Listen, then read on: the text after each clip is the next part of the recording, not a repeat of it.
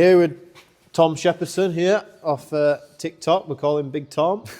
And I'd just like, Tom, just tell us everything about yourself, who you are, where we are, what you farm, and just the basics of what everybody needs to know. So, yeah, like Joey says, I'm Tom. Me and Joey have known each other our whole lives, grown up just round the corner from each other. I'm 22, been in farming my whole life with my dad and my granddad. Started working full-time when I left college at 18, but been driving tractors since I could walk, really. We've got about 800 acre of arable land, grow barley, oats, rye, wheat. We've got about 100 cows on as well. We fatten them up for beef, send them off to Dovecote Park, go through to Waitrose because we're bougie and fancy like that. I'm in charge of all the ploughing, the cultivation, starting to do a little bit of hedge cutting as well, which is harder than it looks. Alt mowing, lead alt grain back, rolling, and then we sort of just take it in turns to feed cows and just paddle through it, really. Yeah. You've got quite a nice setup now, haven't you? Yeah, we're getting there. You've got granddad, you've got dad, and now you're third generation, aren't you? Fourth with my great granddad as well. So you're fourth generation, yeah. There won't be a fifth anytime soon. Are you sure? No little Tommy's running about, eh? Not that I know of. Oh, very good, very good. So yeah, you've got to go here, aren't you, on farm?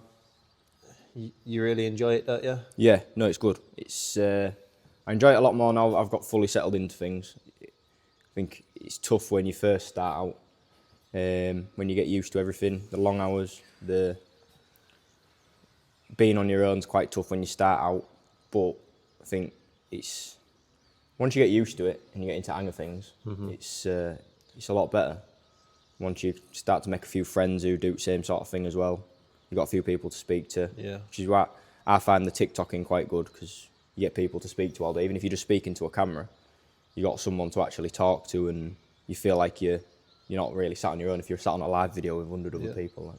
So that's something you brought up. You're into your TikTok. How long have you been doing that now? 2 years now, maybe. And you started making videos 2 years. What made you go just say, I'm going to make a video? What started that off, really? Dad did it first because we were watching a few videos online, but it was just more like your big farms, like on your Country File and Farmer's Life, and it wasn't really like there was no one really round here that did it. I don't think so. No one really saw what sort of the little farms do.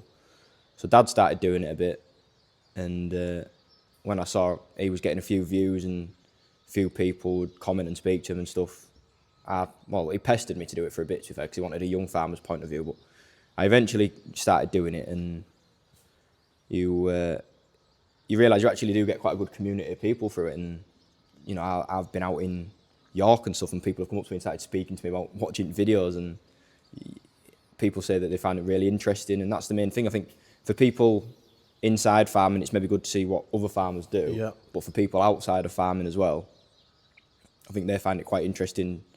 You're not just sat in a tractor all the time. Yeah, really find it interesting how the food's produced. Yeah, exactly. No one really knows where their food comes from. Yeah. So I think they find it quite interesting to see what actually happens on a day-to-day basis. Really insight what's going on the farm and how food's produced. Exactly. And I've had the same with like going out into Edinburgh and stuff like that. Seeing your TikToks and you're doing something really good and helping to, no, it's nice when you get that feedback, isn't it? Yeah, you realise you're not just sat speaking to a phone for no reason. Like people actually are interested in what you've got to say. So you've also mentioned about sitting in the tractor for a long time. Yeah. Obviously you've got your TikTok, but if you were speaking to somebody and they're just getting into agriculture and they were doing long hours like you do in harvest, you can do how long of hours can you do? You can 14, 15 hours days, can you not? Do 12-hour days a short day, really. Yeah, exactly. So you're looking at 14, 15 hours sat on your own all day. What can you suggest? What do you use as coping mechanisms when you're busy? And I think just speak to people. I think everyone's in the same position, aren't they, in harvest? Everyone's sat on their own. Yeah, just pick up the phone. Yeah, just speak to people. Ring a few friends. Keeps you busy, keeps you entertained. It's a long summer if you're sat on your own without speaking to anybody, because you don't really get out and socialise. I think definitely just because everyone's Like I say, everyone's just sat in tractor on their own. No one else is doing anything. Yeah. Or none of your other farming mates are Yeah, doing yeah. anything. Just speak to each other, see what's going on with each other. You can pass the time quite quickly, and it does you all a bit of good to get in touch as well. And would you say communication throughout the farm, like with the family through granddad and your dad, is like a big thing that really needs highlighting on farms? Yeah, communication is something we've definitely had to work on between me, dad, and granddad. It's three completely different generations of communication, really. It's a lot easier for me because I can just pick up phone and speak to people, whereas you wouldn't have been able to do that back in the day. But I think it's definitely something we've had to work on, and we're still working on the communication side of things. Well, really. if you've said you're perfect at it, you're lying. There's always something to be altering and changing and learning, isn't there? I think that's a good thing you can pick up from other people is everyone does something slightly different, don't they? You can pick things up from other people, you can learn how other things work, and it's, you can always pick something up off another farm or a way of doing things. You're doing a marathon for charity. Tell us a little bit more about that, please. Yeah, so like we've touched on there, it's unsociable hours farming, and you can spend a lot of time on your own with your own thoughts. I think mental health is something that everybody struggles with. Anyone that says they don't struggle with mental health at some point in their life will be lying, because it's everybody. And after seeing a lot of my close friends struggle with it and a lot of family members struggle with it, and me myself struggling with it, I thought I need to sort of do something to put a stop to it or to try and help somebody.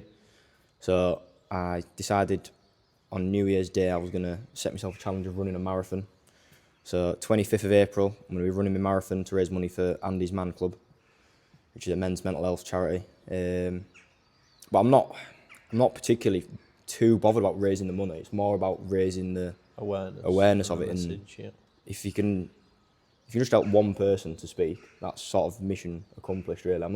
The money's the bonus, and it's going to a brilliant cause. But the main thing is to realise it's okay to talk, and everybody struggles. Like I said, if you say you don't struggle with mental health at some point in your life, you know, you're just lying, really. It's everyone. So it's an important subject to tackle, I think. Yeah, and I think between me and you and the friends that we've got around us, we've made it a big thing. Yeah, definitely. Because I know that we've both spoken to each other about the problems and hard times that we've faced. Yeah, definitely. And we've been there for each other, haven't we? Yeah, I think we're quite fortunate. We've got a very good group of mates around us. Yeah, to be able to open up and really say what's going on. Even with that, I think we probably both left it too long, really, before we did speak about something. Yeah, I probably agree with you there. But I think now that, you know, everyone in our groups sort of spoken about it at some point, so we all know we're in the same position, and we've been able to help each other with that. Like, we are very fortunate. We've got a good support bubble around us, but I think everyone does. They just don't probably realise it. Yeah, exactly. Your mates do want to help you. It's like everything I say, they'd rather come and celebrate your birthday than be stood around at your 100%. funeral. Your mates are your mates for a reason, even if you think they're thick as shit. You know what I mean? They're your mates for a reason, and they want to look after you. So they'd much rather have you crying on your shoulder than attend your funeral. 100%. For definite. And I know I was very lucky over winter. I know I can pick up the phone and speak to any of you lot at some point, and there'll always be someone on end of the phone ready to talk. But it is more just about getting that message out that there is always somebody who is willing to listen to talk to you. And definitely, you've still got these amazing charities that have these helplines, 24/7 helplines. Yeah, exactly. Yeah, RSABI, your Rabbi, your Samaritans. We'll link them in the video. Yeah. You've got all these amazing charities. Your Andy's Man Club. Yeah. Just talk to us a little bit more about Andy's Man Club while we're on that. I think Andy's Man Club, it's a charity where people can go, talk freely, there's no judgment. You can go into a room with people you've never met before, and there's always somebody willing to listen to you, willing to open up to you. And 9 times out of 10, what you'll find is someone's gone through a very similar situation as what you have. It sounds cliche and people repeat it all the time, but it is true. You're never on your own with these things. Yeah. Someone else has always gone through something similar, and they can offer a bit of advice on how to get through it, or even just, you know, the saying "problem shared is a problem halved." It's not. That saying stood the test of time because it's true. It helps a lot just by speaking to someone about something, and just by getting it off your chest. You can either think, "Oh, that problem maybe isn't as big as I thought it was in my head, or they can offer a solution to it, or even just to get it off your chest and to speak to somebody, to get it out in the open. Yeah, It does help, and you do feel a lot better for it. definitely. And then what would you say, because you mentioned that you struggled, and I know you've struggled and I've struggled, but what would you say mentally are some of the tips and the tricks that you've done to help yourself, because we've been talking about speaking and other people helping you, but what can you do if you're struggling? What would you suggest to somebody if they were struggling that they could do? One of the biggest things for me is exercise, and just getting yourself either into the gym or going for a walk. You know, you don't have to go and bench press 150 kg or go and run a marathon or anything. Just getting a little bit of exercise, a little bit of daylight, it really does make all the difference. And it's about dragging yourself to do these things when you least feel like doing it. Yeah. You have got to force yourself to go sometimes, and but you always feel. I don't think I've ever seen someone who's gone to the gym and felt worse after a session. Yeah. You always feel better afterwards, and you know there's science behind it. It proves exercise definitely boosts your mental health, and it gets your blood pumping, 100%. Gets you clarity in your mind, and you just feel better. There's no arguing, is there? No arguing at all. No, it's the best. That's the best thing for me anyway. And I think the main thing with if you're struggling is the acceptance that you are struggling. Yeah. There's no point trying to sit there and say I'm fine all the time, because you're just delaying the inevitable. Eventually, it's going to hit you. Yeah, that's one of the biggest things. Saying, right, look, I don't want to accept it, but I've got this problem, and it's being able to sit around with your closest family and friends and say, I've got this problem, but how are we going to overcome it? Yeah. Because there's a lot of people that say, I've got this problem, and they just keep going, I've got this problem. Yeah, I've they got this problem. don't act on it. No, and sometimes you don't feel like you can act on it. No, you don't want to, do you? You've got your head down, you feel like you've got the weight on your shoulders, and that's it. You want to give up. Yeah. But it's having that support bubble that say, like, come on, let's get going. Well, that's pretty much the exact thing that I had over Christmas. I'd had a bit of a a couple of days before Christmas, spoke to my mates, said I was struggling a lot. The next day, two of my best mates turned up at my house, sat me down, put my head right, and told me to basically sort myself out. Exactly. Dragged me to the gym a few days after, and it sounds a bit deep, but without that, you don't know what would have happened otherwise. Exactly.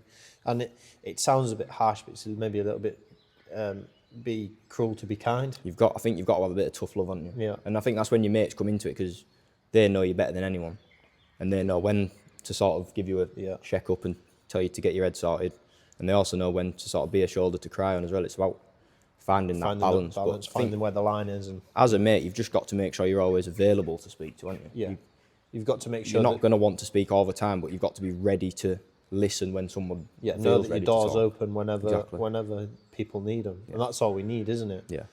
But also in this day and age, do you not think that some people are scared of that little bit of tough love because it can be taken the wrong way, and they're afraid to maybe cross the line and push that person the wrong way, and don't want to be responsible for that? Do you know what I mean? It is just about knowing your mates. Yeah. And I think we've known each other all our life, so we know each other inside out, but you've got to know when you can be a bit tougher with them, and when they need that, and then when you need to just back off a little bit and just be there for them. It's just about finding that balance. But I think most people get it right, really. That it's probably the people you least expect to speak to. They sometimes give off the best advice. Yeah. Like the people you wouldn't necessarily think of straight away. Sometimes they're the best people to actually go and speak to. So you get a bit of an outside point of view rather than someone that's sort of in your close circle all the time. I think it's always best to listen to everybody's opinion or view, and then you can decide within you whether you're going to take that on board. Just take little bits from everybody and see what you can come out with. Decide what you want to take on board. So when you're in your harvest season and you're extremely busy, I know you've said about picking up the phone and calling, but how do you manage the stress and being tired when you're feeling maybe a little bit overwhelmed? Apart from picking up the phone and calling mates, how do you mentally prepare yourself for that and get through the harvest while enjoying it, because you said at the end of the day you love what you do. Yeah. It is tough, and there's no point saying you're going to enjoy every single day of harvest, because you're not. You're going to have. It's the same with anything. You're going to have good days and you're going to have bad days, and usually in this line of work, when the bad days are bad, they can be pretty bad. Yeah. But I think the best thing, you've always got to just think. There's always the beauty of farming is, and I said it the other day on one of my videos. The rainy days will come, but the sun will always come. The sun always returns. I think farming's the best way to look at it. You know, winter's miserable, but there's always spring to look forward to. There's always summer to look forward to. There's always good times coming around the corner. And it does sound a little bit cringy, but I think you've got to get yourself into the mindset of there's always another day. There's always, tomorrow can always be better. You know that next season is coming. Yeah, exactly. It's whether you're a livestock farmer or a arable farmer, you plant your seed. Exactly. You do winter drill, you plant your seed, and you know that hopefully, if everything goes well, that you'll have a crop to harvest. Same with your spring drilling, and then same with your cattle or your sheep. You know when you turn the tup in that. I know there's a lot of things that can go against you, but hopefully you have hope that the next season that you're going to be scanning, and then the next season you'll be lambing, and you know you've got something to look forward to, and it drives you forward. I guess it gets you out of the bed in the morning. You've got to always have a little bit of hope that the next day will be better. If you don't have hope, it can be a very, very tiring and long. It just makes things a lot worse. You've just got to force yourself to get into the mindset of being positive. Really, it's not something you just wake up with and you're born with. You know, you've got to sort of train yourself to have that. Yeah. And I guess that's something that I've learned over this last year is that that farming is a business at the end of the day. Yeah. And it can be your passion, it can be your love, but at the end of the day, it is a business, and in business you have losses. 100%. And it's being able to have the mentality to say, when you do have them big losses, to be able to say, pull yourself up and just try and deal with them big losses. Yeah. But it's the same with vets and nurses and people like that have high stressful jobs and are losing people, having mortalities and stuff like that. It's being able to mentally deal with the losses, because you're not going to be able to keep every single animal alive, are you? And you've got to accept that you're not going to be perfect there's no one on this planet that is perfect every day. No. I mean, you look at the most powerful people on the planet at the moment and what they're doing. No one can get things right every day, but you can't enjoy the good times and the positives without having the bad times. And the bad times can be bad and it's rubbish, but you've got to have those bad times to appreciate how good things can get. Saying about your videos, what's your at TikTok? At Big Tom T195. There you go. Get on it. Is this the T195, is it? No, this is the T235. But all right, what we stood in front of this then? 235's a bit more of a mouthful, so I thought I'd keep it as the 195. And that was the first tractor that I actually had as my own, was the 195. So, and that is still my favourite tractor. I prefer it to this one. Fair enough. So purely because the interior is nicer on the 195. So how many followers have you got now? 12.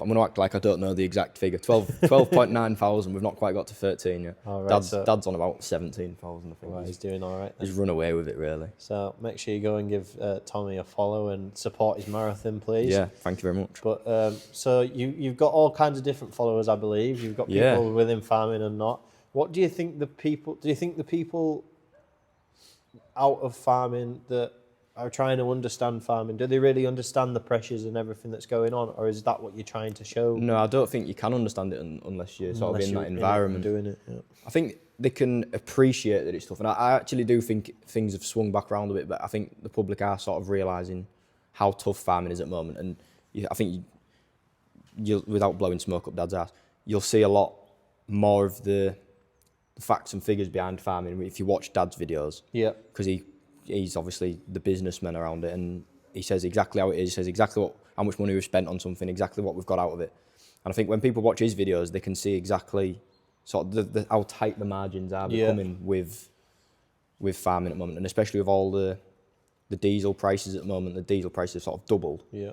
You're having to spend twice as much on something that you're not getting any more out of. It just tightens the margins up, and doesn't it? The margin. I don't think in my lifetime this is definitely the sort of the closest things have ever been with farming. I think Yeah. in terms of your spend and Okay. income. So that leads me on to a really good question then.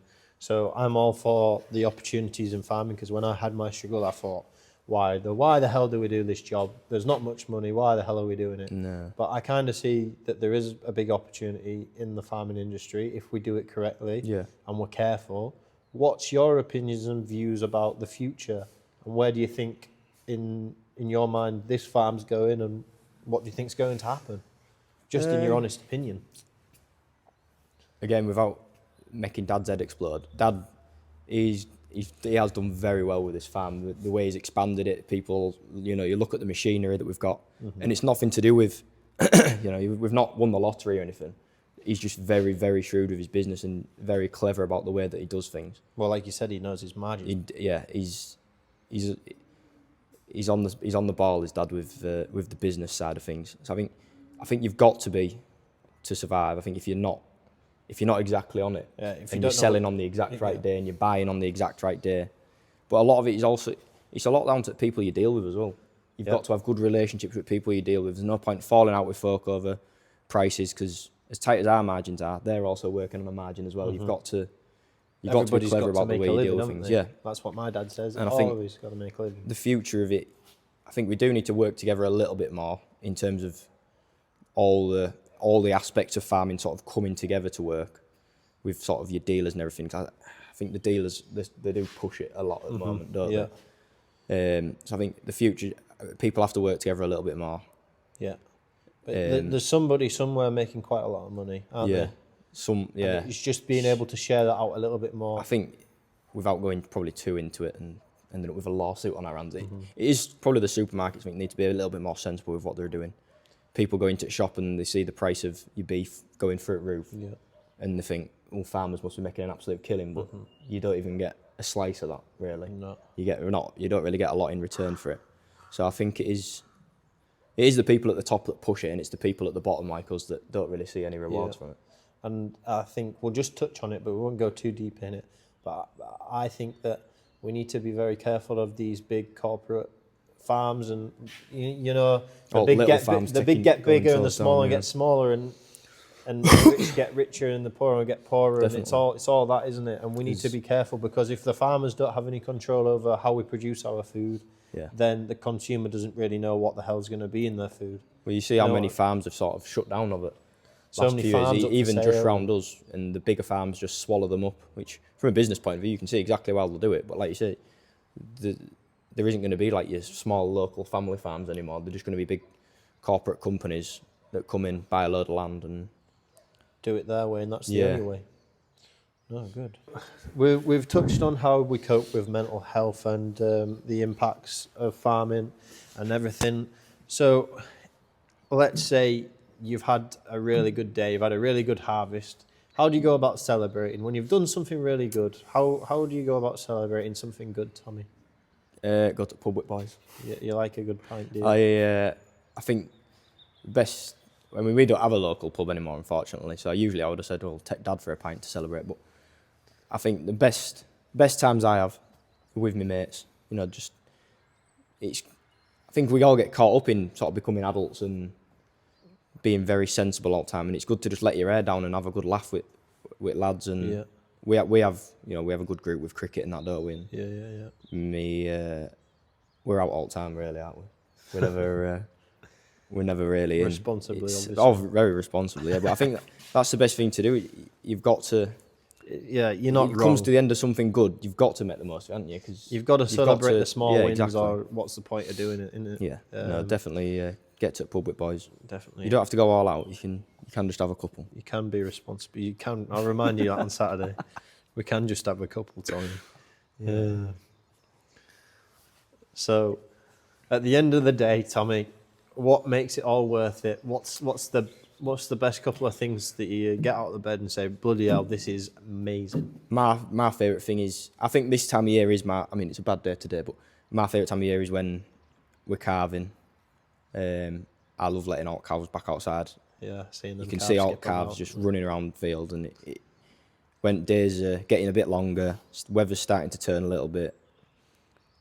and you can actually sort of appreciate what goes on in Yeah, you spring sit a lot back, more, you can't appreciate your hard work. and like, You've this is spent what- 4 months where it's pissing it down and cold and wet all day, and then it gets to spring and all of a sudden things just seem to switch, don't they, overnight, and days are lighter, and you can actually enjoy the sort of the beauty of the countryside a bit more. Really. Yeah, definitely. Because we're very lucky to do what we do. Yeah, we are aren't definitely lucky. I know we're highlighting mental health on this episode and stuff like that, but we are very lucky and we should be very grateful for what we do because we get to be outside, and I don't think people appreciate their outside space enough, do they? Building all the houses and the roads and yeah. No, I think we, like you say, we are very lucky to live where we do and to be able to sort of look after that beauty as well. yeah, It's definitely something that I think people should take more. I think they do take it for granted. Yeah. I think it should be appreciated a lot more. Definitely. The industry in agriculture. Yeah. If you could turn back, what are you, 22 now? 22. If you could go back to 16, 17, 18-year-old self and you could leave a good piece of advice to your younger self or somebody just wanting to get into agriculture, what would you leave them? If you could leave one message for our viewers, what would you leave them? Oh, that's a right question, Joey. There's a million things I would love to say to 16-year-old Tom. Well, say it. Say them all. Be and yourself. then you can pick one. I think be yourself, as simple as it sounds, that is the sort of the best advice I would give myself. I think I definitely spent a lot of time trying to be something I wasn't. Somebody else. And trying to play up to, not necessarily to other people, but just sort of hiding who I was from other people. Yeah. I think your mates are your mates because they love you for who you are. Exactly. Even I love that. they know full well if you're putting an act on or you're not being yourself. They've been your mates for my group of mates. We've been mates like me and you my whole life. I've not been with another group my whole life, so we know each other inside out. We know everything about each other. Sort of a bit cringy again, but you love each other for who you are. There's no point trying to pretend you're someone else because they can see straight through it. And when you started posting the videos, there was no change in anything, was there? Whereas your mates are not your mates if they're going to start judging on they bits love and it. bobs like that. My mates. That was one of the things I was worried about was when I started posting is what other people would say. But I think you've just got to think. Forget about the 1 in 100 that make a nasty comment or make fun of it or whatever. Think about the 99 other people that are liking and watching and saying it's interesting. And if anyone is going to sort of ridicule it, it sort of says a lot more about them as a person than it does about you. Exactly. And that mentality is like you can choose to decide to focus on that one negative or look at the rest of the 99 positive things. And I think that's a great mindset to be on in life. Yeah. Because some people can have one negative thought and it ruins their day, it ruins their life. It's a lot easier to zone in on the negative, isn't it? Exactly. You've got to just train yourself to not really care about what other people think. And it's not I'm not saying I've mastered it. You do, of course you care when people don't like you because it's human to want to be liked by other people, but you've got to focus more on the majority that, give you positive feedback rather than the 1% that don't like it. And I know I said that was the last question, but just while we're on this subject, how would you suggest to somebody that to be able to do this if they're struggling and they're wanting to post some content or they're wanting to do something in their life but they're too worried about what somebody's thinking or just do it. The negative? Just do it. I think you've got life's too short. You've just got to do what you want. I'm 22 now, and you sort of look back. It was 6 years ago since I left school. I've spent more time out of school now than I did at secondary. And you think you spend your whole life sort of looking back, saying, "Oh, I wish I'd done this. I wish I'd done that." Just be more spur of the moment. Just do what you want to do. Have no regrets. Learn from things, but don't regret anything. You only learn stuff by making mistakes. So do what you want, and have fun, and do it with a smile on your face if you can. Well, I haven't seen you smile, but there you go. That's better. Well, bring it in, Tommy. Thank you very much for that. Love you, mate. Love you, pal. Sorted.